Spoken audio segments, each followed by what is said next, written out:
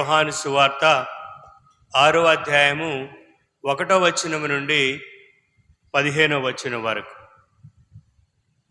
ఆ పిదప యేసు తిబేరియా అనెడు గలిలయ సరస్సు దాటి ఆవలి తీరమునకు వెళ్ళెను. రోగుల పట్ల ఆయన చేసిన అద్భుత సూచక క్రియలు చూచి గొప్ప జనసమూహము ఆయనను వెంబడించెను. యేసు పర్వతమును ఎక్కి శిష్యులతో అక్కడ కూర్చుండెను. అప్పుడు యూదుల పాస్కా పండుగ సమీపించినది. యేసు కనులెత్తి గొప్ప జనసమూహము తన యొద్దకు వచ్చుట చూచి ఆయన ఫిలిప్పుతో, మీరు భుజింపవలసిన ఆహార పదార్థములను మనము ఎక్కడి నుండి కొని తెచ్చెదము అనెను. ఫిలిప్పును పరీక్షించుటకై యేసు అటులా పలికెను. ఏలైనా తానేమి చేయబోచున్నది ఆయనకు తెలియను. ఒక్కొక్కరికి కొంచెము వడ్డించుటకైనను 200 దినారముల రొట్టెలు కూడా చాలవు అని ఫిలిప్పు ఆయనకు సమాధానమిచ్చెను. ఆయన శిష్యులలో ఒకడు, సీమోను పేతురు సోదరుడు ఆంద్రెయ, ఇక్కడ ఒక బాలుని వద్ద 5 యువధాన్యపు రొట్టెలు 2 చేపలు కలవు, కానీ ఇంతమందికి ఏమి మాత్రము అని పలికెను. యేసు అందరినీ భోజనమునకు కూర్చుండబెట్టుడు అనెను. అచ్చట ఇంచుమించు 5,000 మంది పురుషులు ఉండిరి. వారు అక్కడ పచ్చిక మీద కూర్చుండిరి. అప్పుడు యేసు రొట్టెను తీసుకొని ధన్యవాదములు అర్పించి కూర్చున్న వారికి వడ్డించెను. అట్లే చేపలను కూడా వారికి తృప్తి కలుగునంతగా వడ్డించెను. వారు తృప్తిగా భుజించిన పిదప యేసు శిష్యులతో, ఏమియు వ్యర్థము కాకుండా మిగిలిన ముక్కలను ప్రోవు చేయుడు అని చెప్పాను. వారు భుజించిన పిదప 5 యవధాన్యపు రొట్టెలలో మిగిలిన ముక్కలను 12 గంపలకు నింపిరి. ప్రజలు యేసు చూసిన ఈ సూచక క్రియను చూచి, వాస్తవముగా ఈ లోకమునకు రానున్న ప్రవక్త ఈయనయే అని చెప్పిరి. ప్రజలు తనను బలవంతముగా రాజును చేయుచున్నారని తెలుసుకొని యేసు మరలా ఒంటరిగా పర్వతమున పైకి వెళ్ళెను. ఇది క్రీస్తు సువిశేషము. Praise the lord, praise the lord, praise praise praise the lord. Praise the Lord. తండ్రి వందనం, తండ్రి వందనం, తండ్రి స్తోత్రం, తండ్రి స్తోత్రం, తండ్రి ఆరాధన, తండ్రి ఆరాధన, తండ్రి మహిమ. తండ్రి మహిమ.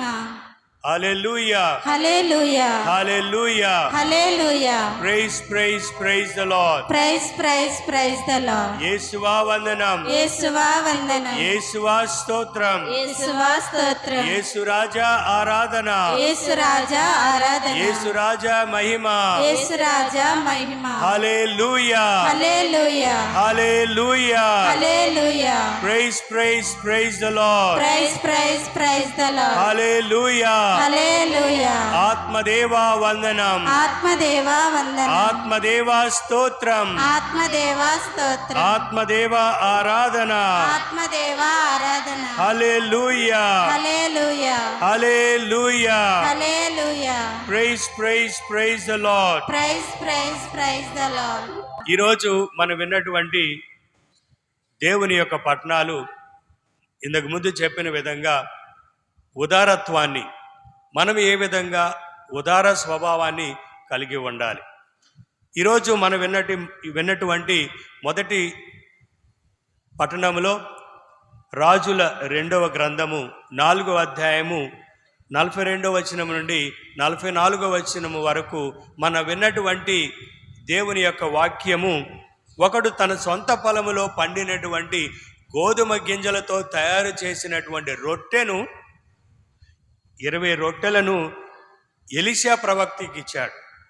ఎందుకని ఇచ్చాడంటే అక్కడికి వచ్చినటువంటి ప్రవక్తలు 100కు పైన ఉన్నటువంటి ప్రవక్తలను ఆహారము ఇవ్వటానికి, ఈ రొట్టెలతో వారిని భుజింప చేయటానికి, వారి యొక్క ఆకలిని తీర్చటానికి ఒక వ్యక్తి స్వయముగా చేసుకున్నటువంటి రొట్టెలను ఎలీషా ప్రవక్తకి ఇవ్వటం, ఆ ఎలీషా ప్రవక్త 100 పైడి ఉన్నటువంటి ప్రవక్తలను ఆహారం ఇవ్వటం, ఇంకా మిగిలినటువంటి రొట్టెలను పోగు చేశారనేటువంటి ఈ యొక్క సత్యాన్ని మనం ఈరోజు మొదటి పట్టణంలో విన్నాం. అదేవిధంగా ప్రియమైనటువంటి సహోదరులారా, మనం రెండవ పట్టణంలో పునీత పౌలుడు ఎఫెసీయులకు రాసిన లేఖలో మిమ్ము పిలిచినటువంటి దేవుడు మీ అంతస్తుకు తగిన రీతిగా జీవించమని కోరుతూ ఉన్నాడు. మనల్ని పిలిచినటువంటి దేవుడు మనము క్రీస్తులో జ్ఞానస్నానం తీసుకుని మన అంతస్తుకు ప్రకారము మన విశ్వాసపరమైనటువంటి జీవితం జీవించాలి, సోదరభావం కలిగి జీవించాలి, సఖ్యత కలిగి జీవించాలి, సమాధానంగా జీవించాలి, అన్యోన్యంగా జీవించాలి అనేటువంటి సత్యాన్ని పునీత పౌలుడు ఎఫెసీల ప్రజలకు తెలియపరుస్తూ ఉన్నాడు. అయితే ఈరోజు మనం విన్నటువంటి సువార్తలో ప్రియమైనటువంటి సహోదరి సహోదరులారా, ముఖ్యంగా మనం ధ్యానించవలసినటువంటిది ఒక యువకుడు తన ఉదారత్వాన్ని ఏ విధంగా చాటి చెప్పాడో మనం అందరం ధ్యానించాలి. అక్కడ 5,000 మంది పైగా, పురుషులు మాత్రమే 5,000 మంది, మరి స్త్రీలు పిల్లలు ఇంకెంతమంది ఉంటారు? కానీ ప్రియమైనటువంటి సహోదరులారా, మనము ఈరోజు ప్రత్యేకంగా మనం ధ్యానించవలసింది, నా జీవితంలో కూడా నేను ఉదారత్వాన్ని నేను పంచుతూ ఉన్నానా? నా ఉదారత్వాన్ని మనం పరీక్షించుకోవాలి.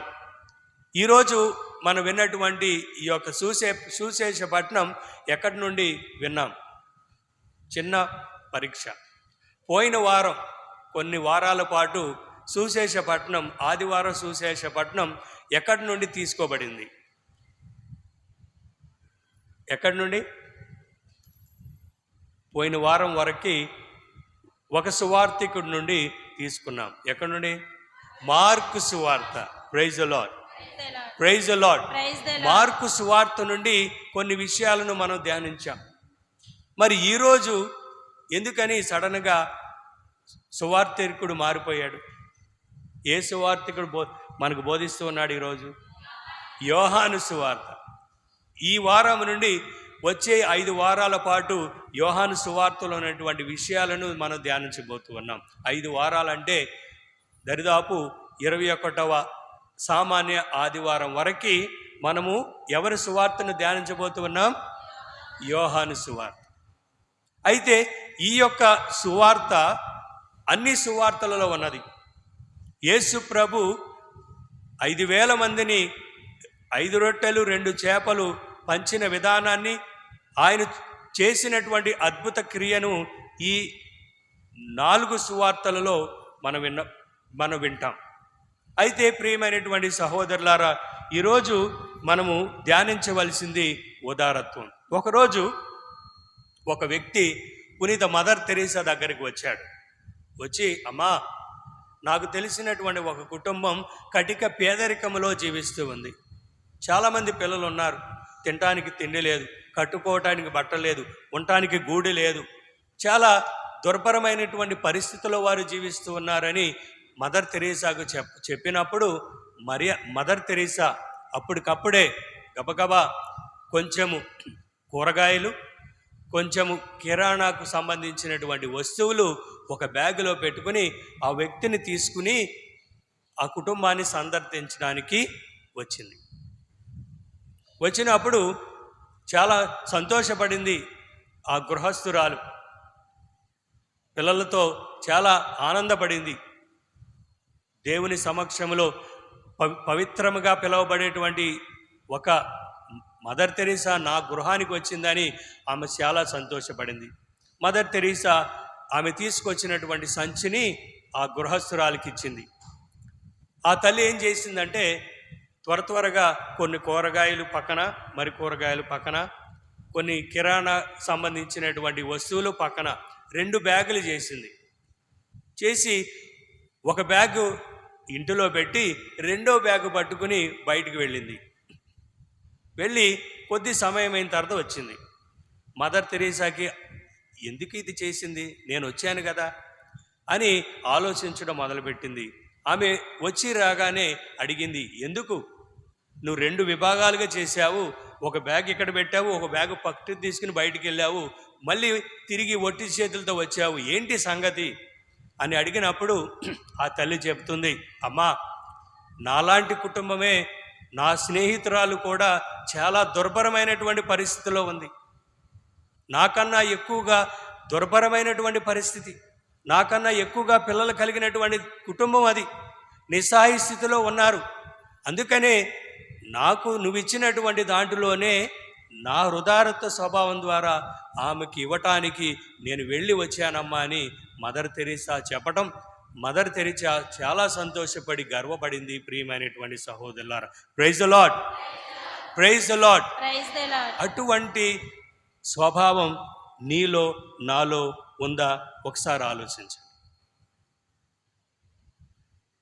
మన దగ్గర ఏమైనా కొంత ఉంటే ఇది నాది, ఇది నాది, నాకే సొంతం, నా కుటుంబమే సొంతం, నా బిడ్డలే పైకి రావాలి, నా బిడ్డలనే దేవుడు దీవించాలి, నన్నే దీవించాలి అనేటువంటి స్వార్థపు మనస్తత్వాలు మనయి, అసూయ మనస్తత్వాలు మనయి. మరి ఇటువంటి మనస్తత్వాలలో దేవుడు మనల్ని ఏ విధంగా దీవిస్తాడో ఒకసారి ఆలోచించండి. నన్ను దీవించాలంటే నేను ఉదారత్వాన్ని చాటి చెప్పాలి, నాకున్నటువంటి పరిమితమైనటువంటి శక్తినే ఇతరులతో పంచుకోవాలి, నాకున్నటువంటి పరిమితమైనటువంటి దేవుడిచ్చినటువంటి వనరులు ఏదైనా కావనివ్వండి. అనేకమంది కళాకారులు ఉన్నారు మన సంఘంలో, అనేక మంది తెలివితేటలు కలిగిన వారు ఉన్నారు మన సమాజంలో, అనేక మంది శక్తిశాలులు ఉన్నారు మన సమాజంలో, అనేక మంది ఆరోగ్యంగా జీవించే వాళ్ళు ఉన్నారు సమాజంలో, అనేక మంది ఎంతగానో దేవుడు దీవించబడి అద్రోహించినటువంటి వారు ఎంతోమంది ఉన్నారు మన సమాజంలో. కానీ అదే రకంగా పేదవాళ్ళు కూడా ఉన్నారు. మన భారతదేశం సస్యశ్యామలమైనటువంటిది, మన భారతదేశం అనేకమైనటువంటి వనరులు కలిగినటువంటి భారతదేశం, కోట్లు పగలబట్టినటువంటి కుబేళ్ళు ఉన్నారు. కటికి పేదవాళ్ళు ఏమీ లేనిటువంటి 3 పూటలు కూడా 5 వేళ్ళు నోట్లోకి వెళ్ళినటువంటి అభాగ్యులు ఉన్నారు మన దేశంలో. కానీ ప్రియమైనటువంటి సహోదరి సహోదరులారా, మనం ఒక్కసారి మనల్ని మనం పరీక్షించుకోవాలి. నాకు ఇచ్చినటువంటి ఈ దీవెనలను నేను ఇతరులతో పంచుకోవటానికి నేను సిద్ధంగా ఉన్నానా? నాకు ఇచ్చినటువంటి అనేకమైనటువంటి దేవుడిచ్చినటువంటి వనరులు కానివ్వండి, ఏదైనా సరే ఇతరులతో నేను పంచుకోవటానికి నా హృదయము ముందుకు వస్తుందా, నా చేతులు ముందుకు వస్తున్నాయా అని మనమందరము ఆలోచించాలి. అదే ఈరోజు ప్రభు మనందరినీ కోరేది. మరి ఇటువంటి అనుగ్రహాలు మనకందరికీ ధనం ఉంది, తెలివితేటలు ఉన్నాయి, కళలు ఉన్నాయి, శక్తులు ఉన్నాయి, సామర్థ్యాలు ఉన్నాయి, విశ్వాసం ఉన్నది. మరి వీటినన్నిటినీ నేను ఇతరులతో ఏ విధంగా పంచుకోగలుగుతున్నాను? మనము కొంచెం ఇస్తే ప్రభు దానిని ఆశీర్వదిస్తాడు. తద్వారా ప్రియమైనటువంటి సహోదరి సహోదరులారా, ఉదార స్వభావము కలిగి జీవించువాడు దేవుని మనస్తత్వాన్ని కలిగి ఉంటాడు. ఎవరైతే ఉదార స్వభావం కలిగి ఉంటాడో వాడే దేవుడు. దేవుని యొక్క స్వభావం, దేవుని యొక్క విశ్వాసంతో కలిగి జీవిస్తాడని కీర్తనకారుడు 37వ కీర్తన 21వ వచనంలో మనం చదువుతాం. ఎవరైతే ఉదారత్వాన్ని, ఎవరైతే ఈ యొక్క స్వభావాన్ని కలిగి ఉంటాడో అటువంటి వాడు దేవుని యొక్క స్వభావాన్ని కలిగి ఉంటాడు. Praise the lord, praise the lord. మరి దేవుని స్వభావం ఏమిటి? దేవుని స్వభావం ఏమిటి? కోపపడే స్వభావం కదా, శిక్షించే స్వభావం కదా. ఏంటి దేవుని స్వభావం? క్షమించే స్వభావం, ప్రేమించే స్వభావం, దయ కలిగినటువంటి స్వభావం, ఇంకా ఎన్నో కలిగినటువంటి స్వభావం. మరి నువ్వు హృదయత్వ స్వభావం కలిగి ఉంటే నువ్వు ఎవరి స్వభావం కలిగి ఉంటావు? దేవుని స్వభావం మొట్టమొదటిగా మనం తెలుసుకోవాలి. మరి క్రీస్తు ప్రభులో జ్ఞానస్నానం తీసుకున్నాం కాబట్టి ఆ జ్ఞానస్నానం తీసుకున్న తర్వాత మనము రాజు, బోధకుడు, అర్చకుడుగా మనం దేవుని చేత ఎన్నుకోబడ్డాం కాబట్టి దేవుని స్వభావం కలిగి ఉండాలి. ఆ స్వభావం కలిగి ఉండాలంటే నాకు కలిగినటువంటి దానిలో లేమిలోనటువంటి నాలోనే ఇతరులతో పంచుకోవటానికి ప్రయత్నించాలి మొట్టమొదటిగా. రెండవది, ప్రియమైనటువంటి సహోదరులారా, మన ఉదార స్వభావం కలిగి ఉంటే మన బంధుమిత్రులతో సఖ్యతగా ఉండగలం, మన ఇరుగు పొరుగు వారితో ఆనందంగా ఉండగలం. అవునా కాదా? ఒకసారి ఆలోచించండి. సహజంగా ఎవరు సంతోషంతో సమాధానంగా ఉంటారు? ఎవరైతే ఉదారత్వాన్ని కలిగి ఉంటారు, జాలి గుణాన్ని కలిగి ఉంటారు, ఉన్న దాంట్లోనే ఇతరులతో పంచుకుంటే సమాజంలో శాంతి సమాధానాలు ఉంటాయి. మరి మన జీవితంలో ఎందుకని సమాధానం లేదు? ఎప్పుడు చూసినా పోట్లాడతాం, ఎప్పుడు చూసినా గొడవ పడతాం, ఎప్పుడు చూసినా అసూయతో జీవిస్తాం. ఎందుకని? మన జీవితంలో ఈ ఉదారత్వం లేదు కాబట్టి, సహాయం చేసేటువంటి గుణం లేదు కాబట్టి. తద్వారా ప్రియమైనటువంటి సహోదరులారా, మీ ఇరుగు పొరుగు వారితో, మీ బంధుమిత్రులతో సఖ్యతగా సమాధానంతో జీవించాలంటే ముందుగా మనం ఏం చేయాలి? ఉదారత్వంతో ఉండాలి, సహాయం చేయాలి. మూడవది, ప్రియమైనటువంటి సహోదరులారా, మన ఉదారత్వం మనలో ఉంటే మన విశ్వాసాన్ని ప్రకటిస్తూ ఉన్నాం. ఇది మన విశ్వాసం. ఈ విశ్వాసంలో మనం బలపడతాం. ఈ విశ్వాసంలో దేవుడు మనల్ని బలపరుస్తాడు. ఈ విశ్వాసంలో దేవుడు మనల్ని రక్షిస్తాడు. ప్రియమైనటువంటి సహోదరులారా, అందుకని పునీత పౌలుడు కొరింథీయులకు రాసిన 2వ లేఖ 9వ అధ్యాయము 13వ వచనంలో పౌలు ఒక మంచి వాక్యాన్ని చెప్తూ ఉన్నాడు. మీరు వనర్చున ఈ సేవల నిదర్శనమును బట్టి మీరు బోధించు క్రీస్తు సువార్తనందు మీకు గల విశ్వాసమునకును అందరితో పాలు పంచుకొను మీ ఉదార స్వభావమునకును అసఖ్యులుగా దేవునికి మహిమ చెల్లించాలి. Praise the lord. Praise the lord. మనం చేసే ప్రతి ఒక్క మంచి కార్యం, మనం చేసే ప్రతి ఒక్క విషయం, మనం చేసే ప్రతి ఒక్క ఉదారత్వంగా చేసే ప్రతి ఒక్క పని దేవుని యొక్క మహిమార్థమై జీవిస్తామని పౌలు గారు చెప్తూ ఉన్నారు. తద్వారా ప్రియమైనటువంటి సహోదరులారా, ఉదార స్వభావాన్ని మనం కలిగి ఉందాం. అదేవిధంగా మన ఉదార స్వభావాన్ని దేవుడు అనిరక్తులుగా దీవిస్తాడు. దేవుడు మనల్ని దీవిస్తాడు. అందుకనే పెద్దలు అంటారు, ఎప్పుడైనా మన కుటుంబంలో ఎవరికైనా అనుకోని రీతిలో యాక్సిడెంట్ అయినప్పుడు, అనుకోని రీతిలో ఏదన్నా సంభవించినప్పుడు ఆయన రక్షించబడ్డాడంటే పెద్దలు ఏమంటారు? తల్లిదండ్రులు చేసినటువంటి పుణ్యం, తల్లిదండ్రులు చేసినటువంటి మంచి పని, తల్లిదండ్రులు చూపించేటువంటి వాడుకున్న దాంట్లోనే ఇతరులతో పంచుకున్నటువంటి ఆ పుణ్యకార్యాలే మన బిడ్డలకు దీవెనకరంగా ఉంటాయి. దేవుడు దీవిస్తాడు. తద్వారా ప్రియమైనటువంటి సహోదరులారా, ఈరోజు మనం విన్నటువంటి సువిశేషపట్నంలో ఈ యొక్క వ్యక్తి నుండి, యువకుడి నుండి మనం నేర్చుకోవలసినటువంటి ముఖ్యమైనటువంటిది ఉదార స్వభావం. ఈ ఉదార స్వభావం ఉంటే దేవుడు మనల్ని ఎక్కువగా దీవిస్తాడు. సమాజంలో సఖ్యతగా ఉంటుంది. మన సమాజంలో సమాధానంతో, శాంతితో, ఐక్యతగా మనం జీవించగలమని ప్రభు చెప్తూ ఉన్నాడు. అదేవిధంగా సామెతల గ్రంథము 11వ అధ్యాయము 25వ వచనంలో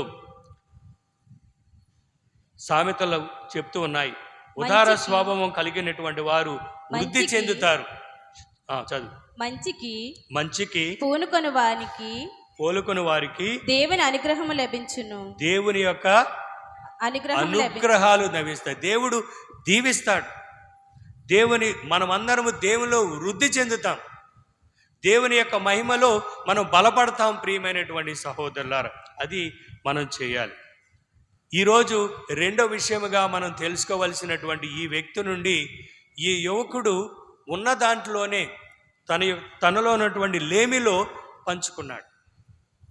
తను పరిమితమైనటువంటి దేవుడిచ్చినటువంటి ఆ కానుకలు ఇతరులతో పంచుకున్నాడు. అది మనము రెండవది ఈ వ్యక్తి నుండి మనం నేర్చుకోవాలి. మనకు కూడా చాలా పరిమితమైనటువంటి, మనం కూడా చాలా నిస్సహాయ స్థితిలో ఉన్నాం, అవునా కాదు? మన జీవితాలు కూడా అంతంత మాత్రమే. అయినప్పటికీ ప్రియమైనటువంటి సహోదరులారా, మనకున్నటువంటి పరిమితమైనటువంటి వనరులు ఇతరులతో పంచుకోవాలి. మన లేమిలో ఇతరులతో మనము సఖ్యతగా జీవించాలి. రెండవదిగా మనం ధ్యానించవలసింది ప్రియమైనటువంటి సహోదరులారా, చూడండి, సంసోను మనకందరికీ తెలిసినటువంటి వ్యక్తే. సంసోను 1000 మందిని మట్టు పెట్టాడు. ఏ విధంగా సాధ్యమైంది? 1000 మంది శత్రువులను ఆయన తన దగ్గర ఉన్నటువంటి వనరులు, చూడండి, న్యాయాధిపతులు 15వ అధ్యాయము 15వ వచనం. న్యాయాధిపతులు 15వ అధ్యాయము 15వ వచనంలో అచట పచ్చి పచ్చిగానున్న గాడిద దవడ ఎముక ఒకటి సంసోనికి కనపడెను. అతడు చెయ్యి చాచి ఆ ఎముకను అందుకొని దానితో ఫిలిస్తీయులను 1000 మందిని చంపెను. హతమార్చాడు. Praise the lord. Praise the Lord. ప్రియమైనటువంటి సహోదరులారా, సంసోను చేతిలో పరిమితమైనటువంటి ఆయుధం ఒకటి, చాలా పరిమితం, చిన్నది. కానీ దేవుడు ఆయన యందు ఉండటం ద్వారా, దేవుని కృప ఆయనతో ఉండటం ద్వారా, దేవుని శక్తి ఆయనతో ఉండటం ద్వారా ఆయన పరిమితమైనటువంటి చిన్న ఇదిగో గాడిద దవడ, చాలా చిన్నదే. 1000 మంది ఫిలిస్తీయులు బలవంతులు, శక్తివంతులు, మరి వారిని ఏ విధంగా హతమార్చాడంటే పరిమితమైన దానితో ఆయన ఆధారపడలేదు. ఎవరి మీద ఆధారపడ్డాడు? దేవునిపై ఆధారపడు, దేవుని శక్తిపై ఆయన ఆధారపడ్డాడు. కాబట్టి ఫిలిస్తీయులను హతమార్చగలిగాడు. ప్రియమైనటువంటి సహోదరులారా, ఇది మనం చేయవలసింది. మనం అనుకుంటాం, నా దగ్గరే కొంత ఉంది, నా దగ్గరే కొంచెం ఉంది, నేను ఏ విధంగా ఇవ్వగలను? కానీ ఇచ్చి చూడు, దేవుడు దానిని 100 60 ఫలింపజేస్తాడు. ప్రియమైనటువంటి సహోదరులారా, అది మనం నేర్చుకోవాలి. Praise the lord. Praise the lord.